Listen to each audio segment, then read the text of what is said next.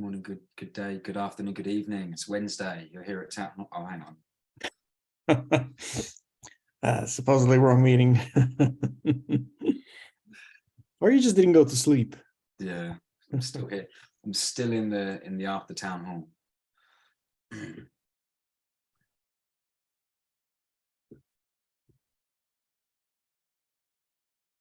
Everybody.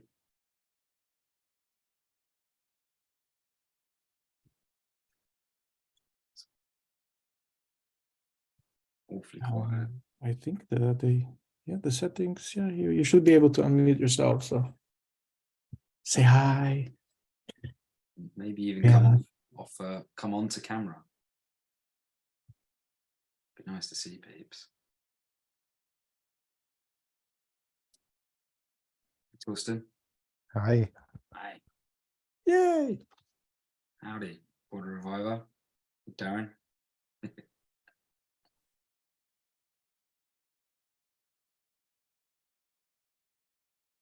Cool. Give it a minute or two for people to. Yeah, I think at 5 we can slowly begin. Let me prep the No worries. work group and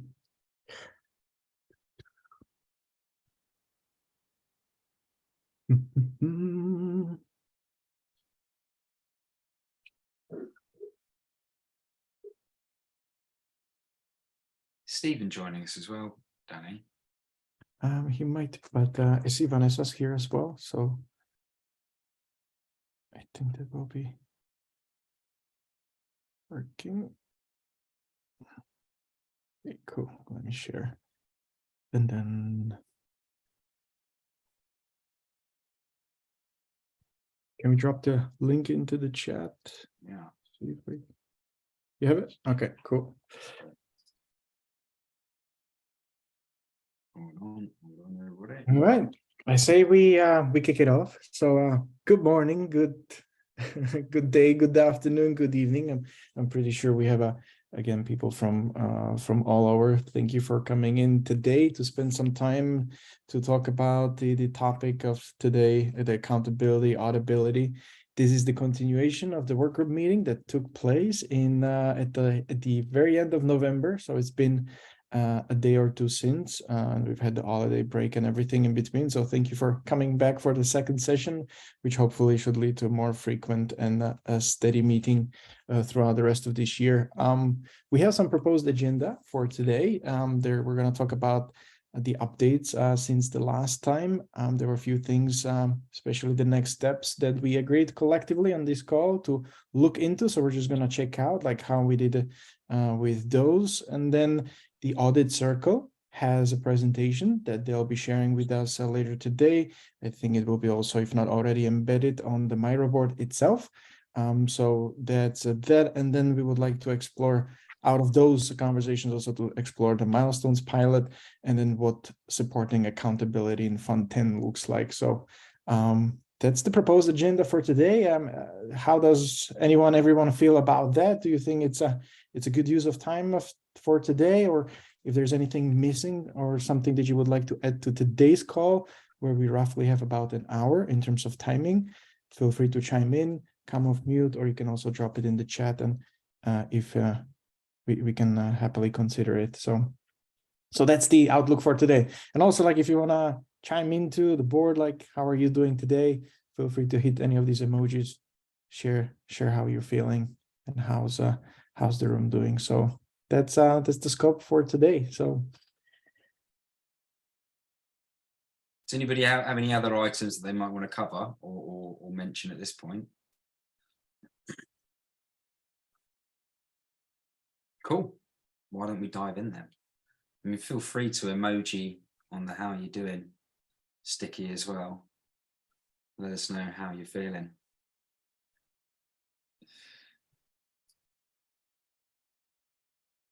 all right, then I guess let's kick it off. Again, chat is open. I'm gonna keep an eye on it as well, as Kriss will be scribing for us now. The Miro should be open for editing for you as well. So wherever you're following the conversation along, feel free to copy a sticky, write your thoughts down. Let's capture what you're up to, what you're thinking. and maybe let's explore it as well. But without further ado, I think let's kick it off. So, Kriss? Yeah, sure. So I'm just invited a couple more people into the room. Sebastian, are you having some troubles connecting out of interest? And DC1. Yeah, there's a DC1 crypto account, but it might have been sharing the same link already. Okay. But I hope it's not buggy the Zoom, because people are quiet and I'm not sure if things are working. So hopefully it's worked out. But anyways, yeah, let's get started. Okay, so one of the key takeaways from last time is that it felt like we needed to cover a retrospective with the challenge teams, particularly those that were participating in Fund 9, amid the backdrop of this milestones, statement of milestones and proof of achievements and pilot. So if I can get Danny as you're sharing screen, maybe just to go up to the top left board as this, and I think, you know, we could just orient around this for just a couple of seconds. This was what we worked on last time, folks. If everybody remembers, it was quite some time ago. It was back at the end of November, which really does feel like an eon ago. We had a really good collaborative session. It was rapid fire, very well kept time, I think, and everybody contributed a whole stack. We pulled out a whole lot of ideas on, you know, everything from the critical problems we need to solve. We didn't get through the expectations, but, you know, how can we look to improve, you know, these sorts of activities so we feel like it's a good time well spent. Obviously, when we were looking at this 3 months ago, it was very much through the lens of we want to start involving more people into the efforts around accountability. And, you know, there's obviously a lot of projects now that need to be, you know, are required to execute, and we want to make sure they're being held account, without, you know, making it too onerous for them, or, you know, ensuring that there's good distribution amongst the community to help participate, and then making things like data and whatnot more accessible and available. So, I mean, I think if anybody's interested, just to sort of take a bit of a recap on this top left board, that's great. But then, you know, moving on to what the outputs of that meeting, as Danny sort of framed this this session, we wanted to have this retrospective with Fund 9 challenge teams. We also wanted to think about how we're going to expand the proof of achievement pilot, and that will then lead into, you know, a V1 approach for Fund 10. And so, yeah, I mean, in terms of sort of our progress and our next steps, we have held this retro. And actually, if I, and I'll cover all these, we've held the retro now. We have both the expanded statement of milestones pilot in flight in terms of our preparations for Fund 10. So we'll cover off that a bit later. And then this is all sort of working towards a viable approach for more community reviews and roles to participate in and helping with the accountability of these projects, ensuring that Treasury funds are spent responsibly and all that. So if we just pick up on this first point around the retro for Fund 9 challenge teams, Danny, if I can get you just to scroll right, we held 2 sessions. And so there's 2 sets of retrospective boards here. And again, you know, this is more, I think, just for an opportunity for people to orient themselves and review the stickies and the items and the ideas that came from the challenge team members. Obviously, we've got a couple of challenge team members here today as well, so that's good to see. And so again, you know, the sorts of things that felt were good from certainly one of the groups. It really felt like the challenge team's role came to life with the introduction of statement of milestones and challenge team members reviewing proof of achievements. And for anybody that maybe just needs a bit of a refresh and a recap on what it is we mean by all this, a number of the Fund 9 funded projects, about half of everything that was funded in Fund 9, created a statement of milestones where they were declaring what milestones they were going to be important in their project and what were going to be the deliverables, outputs, and ultimately what evidence is going to be provided to demonstrate those outputs and deliverables have been met. And then the community plus members of the Catalyst team and some other people from IO have been involved in reviewing that statement of milestones and essentially giving it a rubber stamp and saying, yeah, that seems sensible. Now move on and go towards delivering milestone 1. And then once milestone 1's delivered, the funded projects would then submit a proof of achievement, and that would then trigger the challenge team members or the community reviewers to look at that evidence and then give feedback. Did it meet their expectations? Are there any clarifications that need to be sought? And we've been learning a lot along that way. So I think that's a really good signal that we've been headed in the right direction. However, there's obviously some challenges with it, right? We know that proof of life within the whole phase post-voting is really challenging for some, and we need to find a better way of dealing and approaching that. There were some people that felt that there was some time wasted creating, these office hour moments where people that need to do proof of life should drop in, but they weren't dropping in. And so, we need to tighten up that approach to make these proof of life meetings a lot more efficient and effective. So that's one thing. We certainly recognize that there has been a lack of structure to the challenge teams process, and that there's a big time delay between when challenge teams were first engaged to when their final deliverable of presenting back insights on how the challenge went.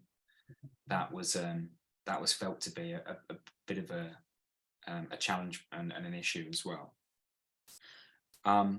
So that was the first group. And then if we look over on the board that's more on the right, conversely, someone in this group had said that proof of life really worked for them.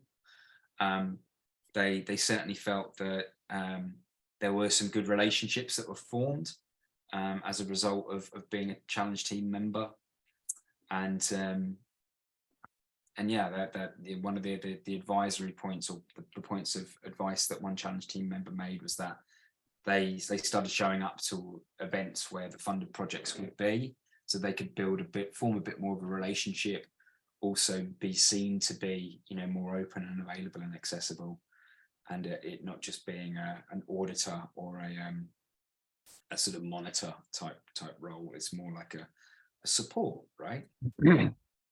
So there was a lot of ideas on how to do things differently. I won't pick on too many other than to say that, sort of standardizing and sort of creating better structure, clearer expectations on what needs to be done, and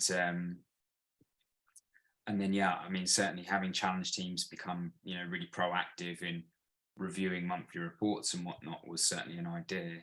And I think coming back to this and threading the needle between this retrospective and some of the stuff that we want to talk with you guys about, having, I think an ideal outcome for this accountability working group is that people feel like they want to participate in helping to keep the funded projects accountable and replicate and expand the group of people that are doing these statement of milestones and proof of achievement reviews. That would certainly be a great outcome for us within the team, and it seemed to be shared when we've spoken to other CTs. But again, we had to start somewhere, and better to start somewhat small with the pilot and then build upon that. So Right, so just to pause real quick. sure. Thorsten has a hand up. Yeah, and that's where I wanted to pause just there. Awesome. Thorsten? Yeah, I had a thought, and it's kind of like coming out of a retrospective from effectively the Darin integration challenge. I think there are two necessities which we have to reflect, and there is a little bit of a conflict in the current way that we do stuff. On the one hand side, we can clearly see that some people need some really concrete help to get their arms around this statement of milestones and effectively kind of like the proof of milestone. Some people struggle with that, and it's a conflict as a challenge team, which you should support these people, but on the other side, you have to try to stay objective in the context of community. So it's kind of like not a thought totally through, but perhaps there is a way kind of to accommodate both in a sense that on the one hand side, you have an interest as a challenge team to make the challenge deliver a success is the wrong word, deliver the intent the challenge had and the proposal had. But on the other side, you more also wanted the community work. So the idea which I had is why not do both? So instead of a challenge team is assessing their own challenge, let them assess another challenge. If that kind of makes sense. So almost rotate it by one or something like that. So that on the one hand side, you can help your own proposals kind of to get the stuff done. And sometimes it's just kind of like notching them along and helping them along and kind of say, hey, do this or that, more like an advisory way to do it out of the experience which you have. And then on the other side, do the work for the community in a sense that you kind of do the assessment, is the milestone approved? That kind of makes sense. So there was a little bit of a clash of the two intents. Initially, the intent was of challenge teams to kind of be supportive and help along. And on the other side, we are kind of in a situation where we have to push back on some of the proposals and say, hey, listen, you said you're going to do that. We cannot see that you actually did that. That's kind of putting you into the other perspective, into kind of like, and it becomes sometimes a little bit of a challenge to do both. Yeah, I think that's a really fair call out, and it seems like there's sort of this sort of separation that might be forming, right? That there's the onboarding and the sort of early support, and then there's the actual doing the due deal and verifying. And I mean, in real terms, kind of like a lot of proposals kind of, I have to say it went actually quite well in general. But there is a lot of notching along also stuff, and you kind of like see that they do what they have been asked to do, but it's kind of like this how shall I say that, advisoring or mentoring element is missing a little bit. Yeah, good and point. And we could do that actually a lot earlier. So why not bring that further forward in this whole process also for challenge teams? Once you have the experience, what kind of is going to come your way, we could probably take in some cases some of the hassle out if the expectations are moderated in a better way. That kind of makes sense. Like, yeah, I think you're right, and then creating a bit of a division between the role and as you say, the sort of duties. and it's just kind of take this conflict out. Yeah, someone can do both roles, but probably not in the same context. Yeah, so agreed. Anybody else got any initial thoughts or feelings I want to mention at this point? Sorry, I was kind of multitasking here. Darin here. Is this with regards to feedback from Fund 9? Just more in regards to so Darin, have you been part of a challenge team, or were you in the accountability session that we ran in November? Forgive me. That's correct there. Yeah, as part of a team here that for Fund 9 there for it. And sorry, I was multitasking, so I do apologize if I kind of miss what we're discussing here. But yeah, there was some feedback on Fund 9 that I would like to share, but if that's not the time to raise it here, that's totally fine. It's a perfect time to raise it. This is okay. Please feel free. Yeah, no problem. So overall, let me recognize it is complex to coordinate with all these different, teams and projects and so forth. And we definitely recognize that there for it. For us, the challenge we faced here was the requirement, specifically the time in, deadline for monthly reports and proof of achievement was a bit confusing there for it. That being, like if we had a monthly report, if it was done, but the milestone wasn't done by the 20th of the month there, we didn't know what, if anything, to expect in terms of funding there for it. And also if we submitted a monthly report and there was an issue, we didn't get feedback until it was too late to really do anything about it here for it. So, as again, I understand it's complex to manage this for everyone and for each project. However, it just wasn't easy to get clarification at times here for it. That's a fair comment. Yeah, we are addressing some of these points, right? So we want to, it's really difficult to be really candid. It's really tough for a small admin team to be able to go back and forth with funded projects all day long, right? So we need to create better ways that gives the funded projects the signals and information that you need in order to then be able to react and be responsive, which without it being something that we as an internal team need to sort of do one-to-one with each and every individual, right? Because it's hundreds of projects ongoing at any one time. So there's certainly tooling and sort of plans and approaches that we're sort of bringing online now that are helping to sort of plug some of those gaps. And then really importantly, and we'll get to this in a short while, we're going to be introducing actual tools that funded project teams will be able to use that will then create a bit more sort of automation and less reliance on having to check emails all the time. And then, maybe it's slipping the net on our side, or for some, whatever reason that something might not get responded to immediately because of the volume of work that's going on, right? But yeah, it's absolutely part of part of our understanding that there's some confusion sometimes around, if you submitted this, do you need to submit this by what date? We've changed dates a couple of times over the last few months, slightly. Right. Yeah, all of those things. So yeah, thanks for that, Darin. That's okay, cool. Yeah, no, thanks. Anybody else want to have the floor to sort of mention any thoughts or feelings? Thorsten?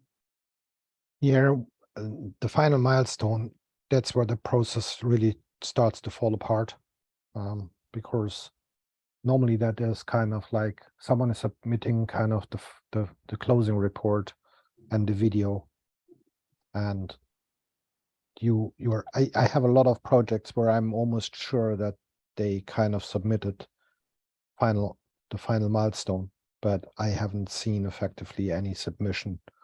And I effectively track everything and for us, kind of like doing the assessments, whether milestones have been achieved or not, it's as laborious. So I mean, Roberto did a tremendous job kind of notching us, but you also have to be on this Telegram channel pretty much all the time, and sometimes stuff slips through. So you're kind of frequently, at least I do, frequently check through the projects which you are responsible for and see whether something comes in or not. I agree with the tool that gets better, but I think the closing reports and final milestone is something which kind of so far I think didn't work. I mean, I saw yesterday, for example, someone closing out some stuff, and I thought, thank God that I more or less ticked off the milestones this morning, because in the evening they more or less say we're done.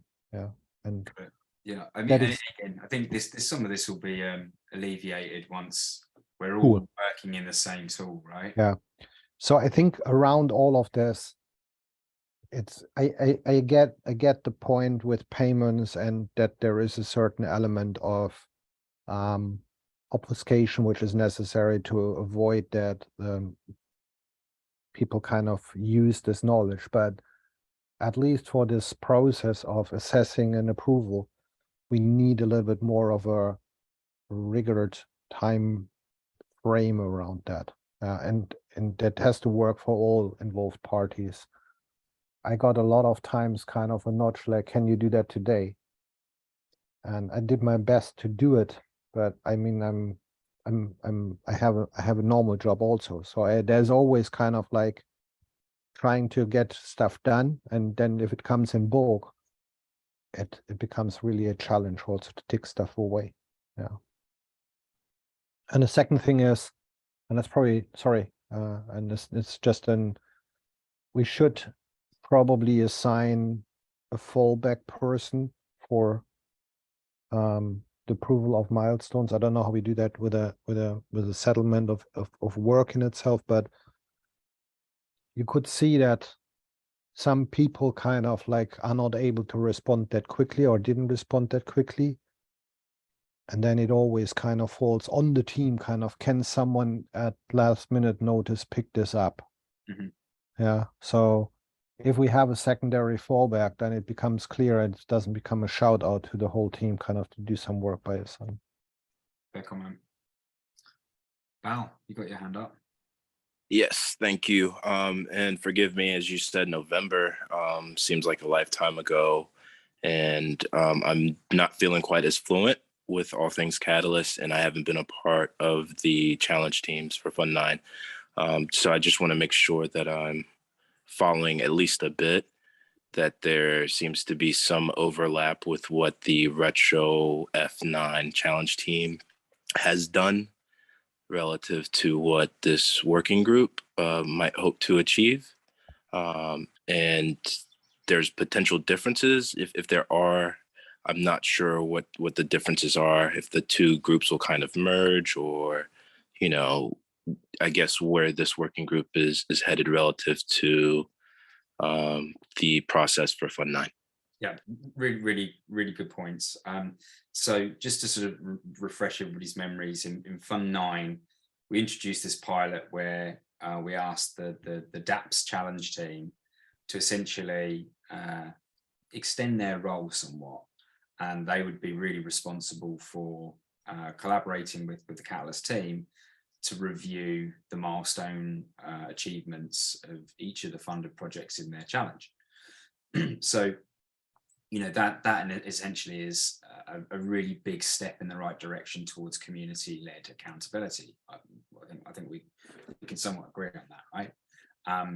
But again, it was a limited pilot, and when we're looking to Fund 10, if I can be really blunt, it seems like we've got the tools and we've got the learnings now to be able to look to apply this milestone-based funding approach to all funded projects, particularly if there are, you know, interfaces and tools that are simple to use. We can eliminate spreadsheets and everybody knows what the expectations are of them, right? So the purpose of the accountability working group now is to hopefully, you know, kind of get consensus that this is a good approach to go forward with, and then, yeah, look to think about how the role of the challenge team or the community reviewers begins to evolve to be more ingrained in this process of, you know, signing off on projects that are requesting funding and requesting funding of different sort of tranches and batches along their project life cycle. Does that help to sort of reorient you a little bit? Yeah, I think it does, especially kind of that the challenge teams kind of focus on, you know, certain campaigns, and that's their focus in it sounds like we are kind of defining the process that will be subsumed within each of those pillars or challenge teams potentially. Yeah, and I mean, I think it's also sort of fair to call out at this stage, and also I don't want to double click on this. Fund 10 has 10 challenges that were voted on in Fund 9. Beyond Fund 10, when we're thinking about the future Catalyst, maybe we're going to change the structure of how funding and the sorts of things that the ways in which the priorities are being determined. So rather than it being challenges, maybe we're going to consolidate down to, a number of really key verticals. For example, community and outreach. For example, products. For example, infrastructure and developer ecosystem, or something like this. And so, if we begin to think about Catalyst through that lens, there will still be all of the sorts of proposals that come in that support everything within all the challenges, but maybe it's consolidated around a smaller number of categories or buckets. So at that point, this idea of the challenge team, it's maybe needed to be evolved, right? Because maybe there's not going to be challenges. There'll be tracks or categories in which people bid in for. But broadly speaking, champions and people that care about the projects and the sorts of things that are being funded and keeping them on a good check, whether it's through mentoring or through this idea of accountability. That's very much the focus of this group.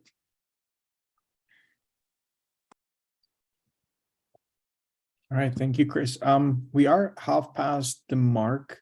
What I would suggest is to regroup now for a little, take a pause from our side, and maybe offer the space for the Audit Circle research, the presentation, and then we can come back towards the letter items. Would that be okay? Any objections from anyone? Vanessa, how are you feeling about presenting? Can I stop sharing? And I think you mentioned it would be good if you had the control of the share, right? If I could, yeah, but I'll just say to people that this is insights taken from a Fund 7 project. So it is historical, but I think that there's some relevance. And so if people just think, no, we want to talk about Fund 9, say now, I won't mind. I think it's absolutely useful to know where we're coming from, because I think that can inform a lot of those lessons learned. So I'll stop sharing and cool. And let me bring it back up. Let me share screen and all right. Can everybody see me? Yeah. All yes, right. good. Fabulous. All right. So yeah, this is from Catalyst Audit Circle, which was a Fund 7 proposal. And there's a little link to the proposal itself if anyone's interested. And it's just some talking points that came from the work that we did. So just first of all, credit where it's due. The project team was Stephen Whittenstall, George Lovegrove, whose idea it was, Joe Allen, Phil Koo, me, Ron Hill, Thorsten, hi Thorsten, Eric Helms, Matthias Sieber and Megan Whitney doing the documentation and minutes. So what we did as a proposal is we had fortnightly meetings, which are documented and shared via Gitbook and on YouTube, and there's links there if anyone's interested. And we took a problem sensing approach. So that means going out into our various communities and network, asking people what's up with audit, what's wrong with it, and then coming back and discussing what they said. We also worked on 2 surveys. One was internal to IOG, and this was planned, but we just didn't have the capacity to complete it. We bit off more than we could chew, and external to proposers. So I thought I'd just run through a few insights we got from our meetings where we discussed issues that we'd uncovered in our problem sensing. And I think some of them are still relevant. First of all, are proposers feeling negative or scared about reporting? We uncovered that, yeah, quite a lot of them are, and that's not good. That's not how it should be. So why? And what is the issues there? What common knowledge do we have as a community about how to monitor and how to audit? And how can we make that more widely shared? Is there actually any audit happening at all in Catalyst? Now, this goes back to summer last year, and a lot of people were saying, no, there's none. Now, I think that has changed a little bit with the Milestone pilot, but it's just interesting that people felt that there wasn't. There was also a lot of discussion about whether challenge teams should monitor projects. Now, I know they kind of are beginning to, but there were real questions raised about if they should and how they should and in what way they should. So I think that's still current, and it's something that we should be talking about. There was also a lot raised about how we can audit different kinds of proposals appropriately. I saw on the Miro board from the last session that you have where people going, oh, make it uniform. But what we heard is that different kinds of proposals need to be audited in different ways because they're trying to take different approaches and do different things. And then there was quite a big issue raised about what's the right balance between transparency and confidentiality or privacy, particularly around proposers' intellectual property and around any personal data that they might hold from their participants or users. Just going in a little bit deeper, we did quite a lot of problem sensing on proposal reporting. So these are some of the insights that came out, and I think they're still relevant. First of all, proposers felt confused and uneasy about the frequent unexplained changes to the monthly reporting form. We were hearing proposers going, yeah, from month to month, I've no idea what I'm going to be asked. And these things pop up, questions change, and I don't know where they're coming from. That might be less relevant now as we move towards milestone funding, but the point remains that proposers need to know where changes are coming from and they need to be in the loop. There was also proposers having no clear sense of why certain things were being asked. So hopefully that's beginning to be resolved, but it is something to bear in mind at all times.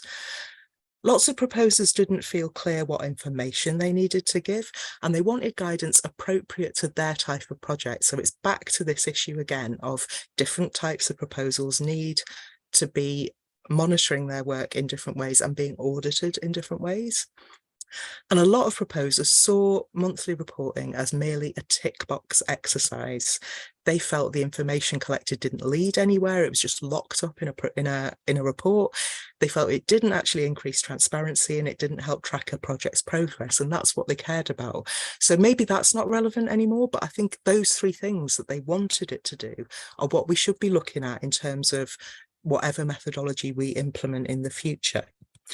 So reporting might never be fun, but people felt that it could be made to be actually useful to proposers, not just to auditors, not just a chore for proposers to do. And they felt that could happen if reporting could be used to help proposers with things like their marketing, their internal progress reporting, soliciting helpful advice, or even partnerships.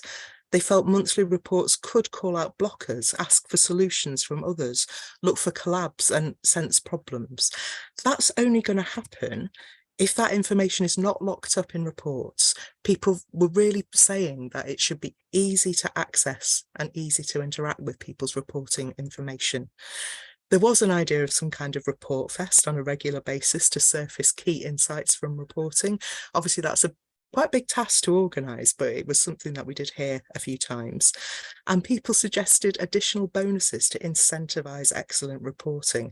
Obviously, that's a massive conversation about what we even mean by excellent, but it was a thing we heard. Moving on quickly now to our surveys, we planned to deliver an internal survey, which would have been via a recorded meeting with IOG, because at present, at that point anyway, in summer, they manage any audit that takes place in Catalyst. And an external survey via a Google form to proposers, external because they're the people who are being audited. Now, with the first one, we just didn't have capacity to arrange a meeting with IOG for that. They knew nothing about it. It's not their fault at all. It was us. But the questions we were going to ask, we did prepare, and I think some of them are still relevant. What is the process at IOG for deciding changes to the questions on the monthly reporting form? Or perhaps now we might say changes to the audit process. And why is there no community consultation on that amongst proposers? There's this group, but that doesn't reach proposers, in the main.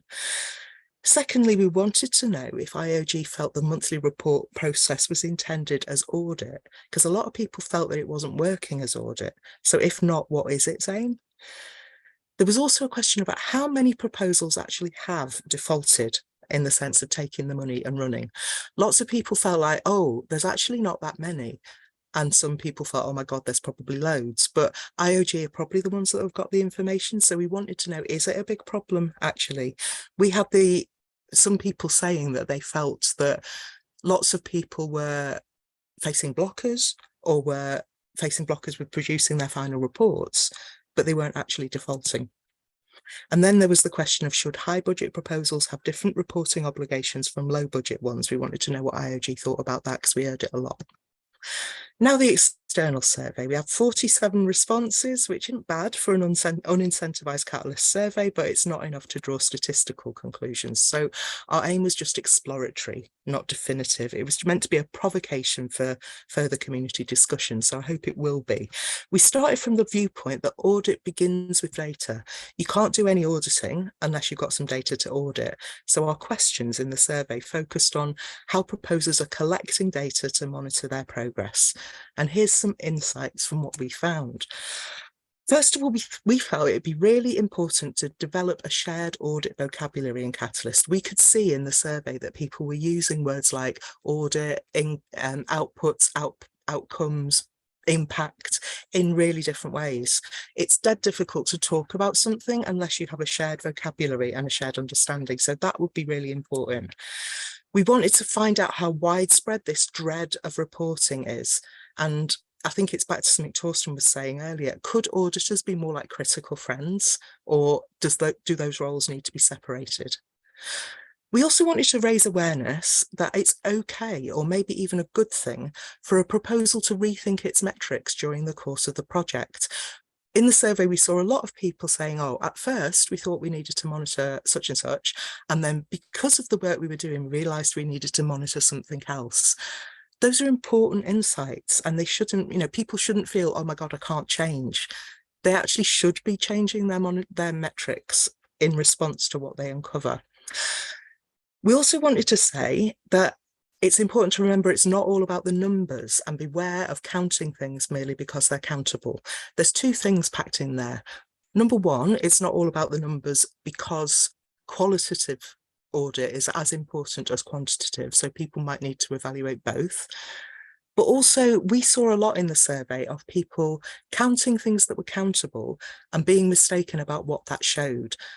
I'm not going to give an example from the actual survey because that might feel like picking on someone, but it'd be something like saying, we want to measure how happy our proposal team are, and we're going to do it by counting how many retweets we get on Twitter. Now, obviously, the one doesn't prove the other. So there was a real issue there with people counting things because they were easy to count, but they didn't prove what they thought they proved. We felt it'd be a cool idea to hold some peer-led community workshops, and we're saying peer-led, not IOG-led, because we think the process of developing them and delivering them would build the audit community. And the topics we thought would be cool. There's obviously a need for proposers to learn how to create an effective monitoring metric, whether it's quantitative or qualitative, that shows what you think it shows, because then you've got information you can actually audit with. And we also thought it'd be useful to look at practical approaches to evidencing impact and outcomes. We're not saying that people should, it's not appropriate for every proposal, but we definitely saw in the survey that some people want to. And we figured it might be useful to use in this insights from the arts and the third sector, where evidencing impact is absolutely standard. I know because I work in those fields, literally every project you do, you have to evidence your impact. So there's a lot of learning and skill in those fields that Catalyst could be using.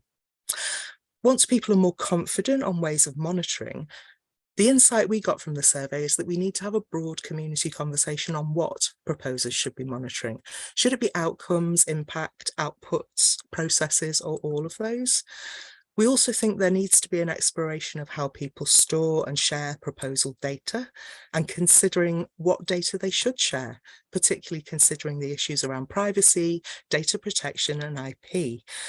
And we also thought it'd be good to discuss as a community what reflective practice might look like for different types of proposals, and what routes there could be for recording and sharing it. And if anybody's not familiar with that term, reflective practice, it's just basically looking at how you do what you do. And we overall thought that it's really important to be aware in all of this that one size doesn't fit all. Different types of proposals need to do things differently. So there you have it. And there's a link to our external survey analysis, so you can see a bit more detail how we got all that stuff and where we, how we interpreted it. And thanks for watching. And I'm really sorry if that was a little longer than it was supposed to be, but I hope it was really useful and interesting. I'm going to stop sharing. That was perfect, Vanessa. Well done. Really, really well put across. Nothing that I don't think anybody can get to grips with. I think before we move on, does anybody have any sort of feedback or responses to any of that? Maybe Vanessa, you might want to just flag up, bring up the slides again, just in case we want to circle back. Oh, okay, wait a sec. Yeah, it feels like there was a lot packed in there, so I wouldn't be surprised if people didn't really have anything to say now, but if you want to have a look. Yeah, I'd certainly like to think that the monthly reporting process compared to sort of Fund 7, it's a bit more streamlined now. Yeah. And with the introduction of this milestones approach, everybody's sort of delivery becomes quite specific and explicit. And yes, maybe there's a little bit of room for interpretation around that as well. But yeah, I mean, Thorsten can speak to this, and there's probably the rest of the team, Berta and Lucio and Danny, myself, I've been involved as an Eva as well. But I certainly have found, going through projects and being like, this is what they said they were going to do, this is what we all kind of agreed to, and then have they done it? It's making it for a bit more of a straightforward approach. Absolutely, but I still think that some of the issues around, things like a shared audit vocabulary and proposers feeling scared of reporting, I think those are kind of still there, and people not knowing what they should be monitoring, and especially the idea that one size doesn't fit all. I wonder what people think about that, because I did see in the Miro for the previous meeting that people were saying they felt things should be standardized. I would agree on that, to be very honest. And I kind of gave my thoughts around that already. So there is kind of like a line which is specifically about making or helping to deliver the intent in itself, and to evidence that how that is done. So that was discussions which kind of quite intensively happened in the statement of milestone reports, and it was with some of the proposals going backwards and forwards. But what we saw also is some kind of ticked that off and said, okay, I had to deliver it. It was requested from me until this moment in time. I ticked it away. And then when they had to report against it, they started to struggle because it didn't come into the normal delivery, kind of almost like the project management type of thing. So it's kind of like there wasn't that structure, and then it became a bit of a challenge, because you have to push things back and say, hey, I mean, what you delivered here is actually not what you said you're going to deliver. And even if I would have a look at it, you have to then see on the one hand side, you have proposals which have a total volume of, let's say, $5,000 or $10,000, and on the other side you have proposals which kind of are in the medium 6-digit figures.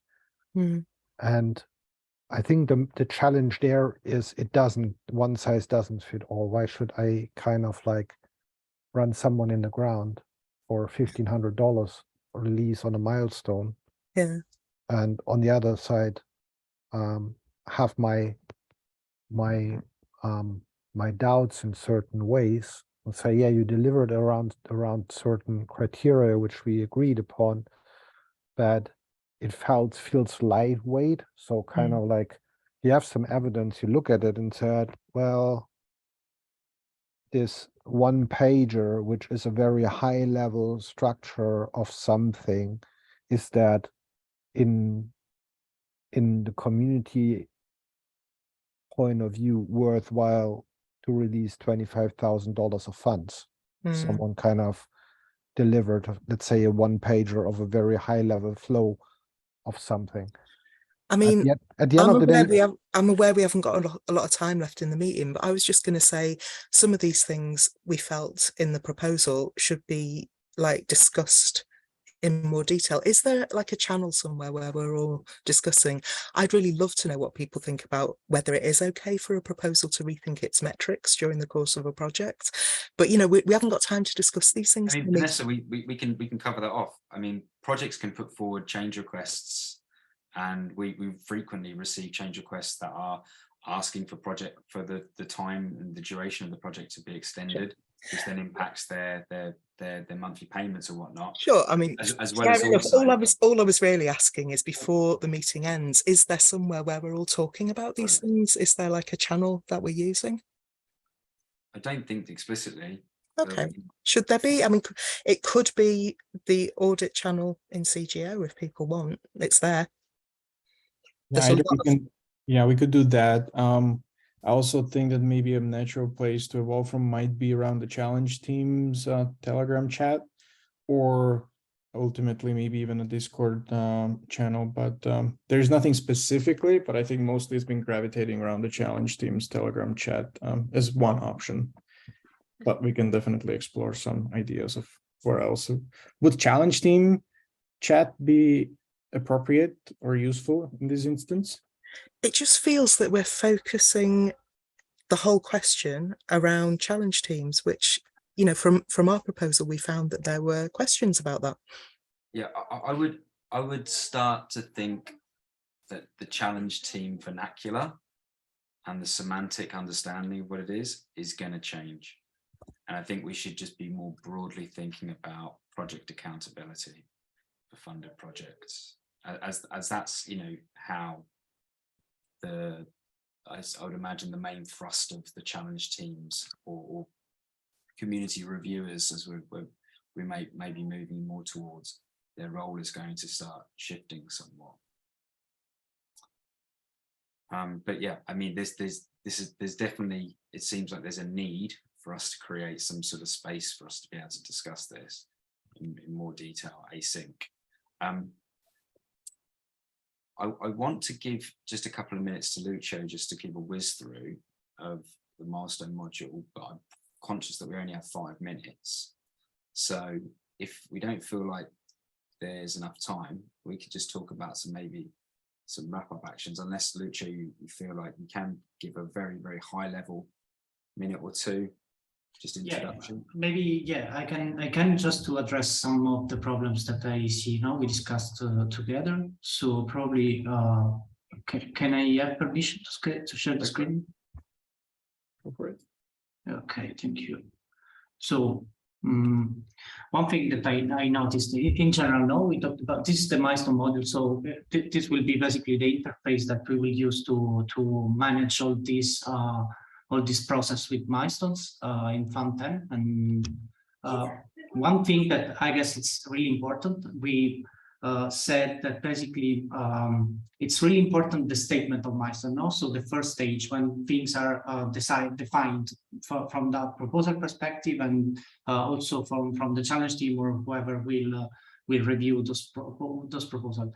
I guess that one problem that we faced is that the interface we are using right now, so the spreadsheet basically didn't allow us to have a real feedback loop. Now, with this interface, probably this will be easier, because we will everybody now can see a submission of a statement of milestone. This is an example, for example, and we can see the comment and the outcome from the challenge team member. But at the same time, you can see the archived statement of milestone. So the previous submissions and the previous comments that were delivered now for a specific statement of milestone. So in general, I guess that a tool, as always, can improve this process, and obviously can set up things in a better way, can shape things in a better way now for the future. At the same time, we said that this role not having just one person that should act as an auditor, but at the same time also as a mentor. I guess with this tool, for example, we can have multiple reviewers at the same time. So this opens a lot of things, like for a fallback role, or even just having multiple people reviewing the same thing. So in general, this, I guess, with the proper tooling in this way, we can address a lot of things that we noticed that are problems right now. And again, I think it's a really important problem to address the complexity of proposals, like why we have to create a lot of burden on small proposals. With the tool, for example, the fact that we have 5 milestones, it's not something written in the stone, but we can adapt this based on the size of the project, for example. So this is something, these are, I guess, all tech practical aspects, I think, that can solve a lot of problems that we saw and we faced in this previous one. So, for example, I imagine that a very small project can have just 1 milestone and that's it. No, why not? So I guess in general, with this type of tooling, a lot of problems can be solved, and we can obviously iterate on the tooling and improve it, and I don't know, in general, have a better process. Yeah, thanks, Lucio. I really appreciate the succinct whistle-stop tour as well. Anybody got any sort of initial feedback, thoughts and feelings about what you've just seen? Vanessa, I'm keen to get your thoughts, given you know, you've done the research, you kind of see it amongst the backdrop of the issues and concerns that have been raised. I think I may have said more than enough in this meeting, so I'd rather let other people have a voice. But yeah, totally. Smaller projects, fewer milestones. Yeah, really agree. Sebastian, you've been quiet.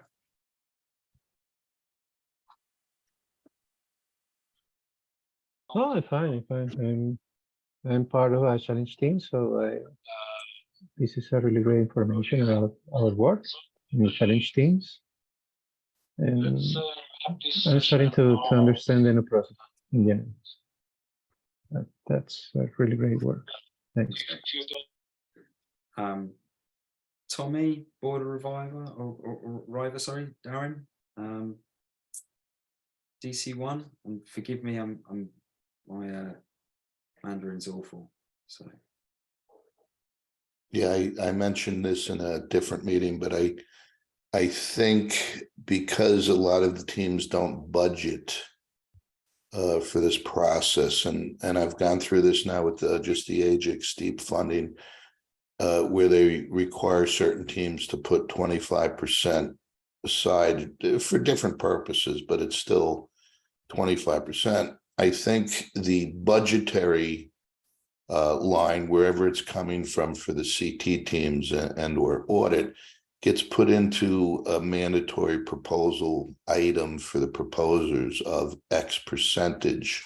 So when it comes down to them doing this, it's as if it's their money they're spending, and they're more likely to accommodate it or make it part of their process. Just a thought. Appreciate that. Border, any thoughts, feelings?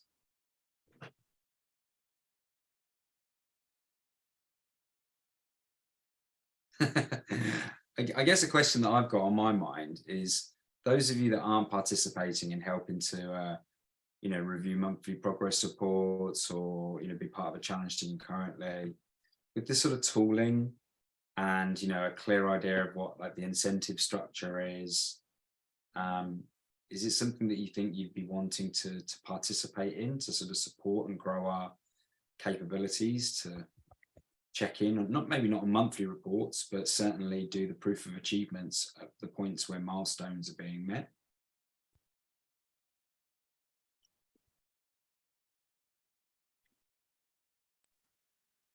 Yeah, if that's an open question for me, it looks like a great project management tool that really kind of looks to address a lot of what Vanessa brought up, or I guess surveyors brought up in Fund 7, and it has a good level of standardization. You know, I would be interested to see if things like acceptance criteria are defined elsewhere, and also some of the other modules. But yeah, it looks great, and I would be happy and honored to use it as a tool. That's really, really good to hear. Danny, I'm going to leave you to wrap up if that's all right. I've got to dive into to meet with Andrew Gaffney. I'm really sorry that I've got to jump off so abruptly. No problem. But I want to thank everybody for everybody's attention and contribution today. I'm looking forward to having another meeting with you. Hopefully you'll be able to attend. Hopefully you'll be able to join this this merry band of project accountability folks. Looking forward to it. All right. Thanks, everybody. I'll see you soon. Thank you, Chris. And I'll just probably wrap up about a couple of the next steps, just like we had last time. So I will be sharing the recording and the Myra itself that we worked on today together via the email mailing list to all the people that are signed up to this group. And obviously we'll be also sharing it more broadly and likely also in the tomorrow's newsletter if I manage to do the turnaround. I'm suggesting that the next meeting might take place in the second half of April as a target, and obviously we'll keep an eye on the announcements when exactly that would land. And then I think it's vital to continue to have the async discussions as well, as Vanessa just added here. So there is a CGO audit Discord. Vanessa, if you wanted to elaborate any on it, or you think it's Oh, it's just the Discord that we used as part of Audit Circle, but there's just a lot of people in there who are interested in audit and are not here, so we could use it if people want. But yeah, it'd be good to have a Telegram one, or maybe another. I don't know, whatever people fancy using, but it's there. Yeah, I think that you struck the chord there. I think like-minded people interested in this topic are very much concentrated there. So I think it would be naturally a great habitat place to continue those conversations. So again, if you would like to join, you're more than welcome. Any other concluding thoughts for today before we drop off and continue our days? Was this a good hour? How are we feeling? Did we spend it well? Did we get some insights? Did we get some additional shared understanding, things to do? I have one comment, and it strikes me a little bit, and that kind of like comes a little bit also out of the audit cycle, which is there are two elements on it. The one is the operational side, and we talked a lot about that one. But there is also this governance element on it, kind of like defining the playing field on which you're playing. And that part itself came a bit short today, I think. And that is where probably some of the shortfalls which we can see on the operational side kind of coming from. So I would almost kind of like invite to work a little bit more also on setting the expectations and the framework around that one, and see that as something which we might have to focus on also. Thank you, Thorsten. I think it might be a good topic of a conversation to take into async and then perhaps resurface in the next meeting. I think I'm sure we can cover entire hour and more on this. For so sure. We can keep it as a thought for the next agenda item if everyone's okay with that as well. Any other concluding thoughts? Thumbs up, thumbs down, cheers up. Well, thank you very much for making the time. I know it may have not worked for everybody in terms of schedule, but again, I'll try to distribute the information to the wider community so they can catch up if they're interested. And again, I really appreciate everybody's making actually a time and effort to come, even whether you spoke or not. I'm really happy that you actually spend the time here with us and sort of like try to learn and hear from each other, like what are the challenges and opportunities here. So thank you so much, and I'll see you around. So have a good day. Bye-bye. Thank you, everybody. Bye. Bye all.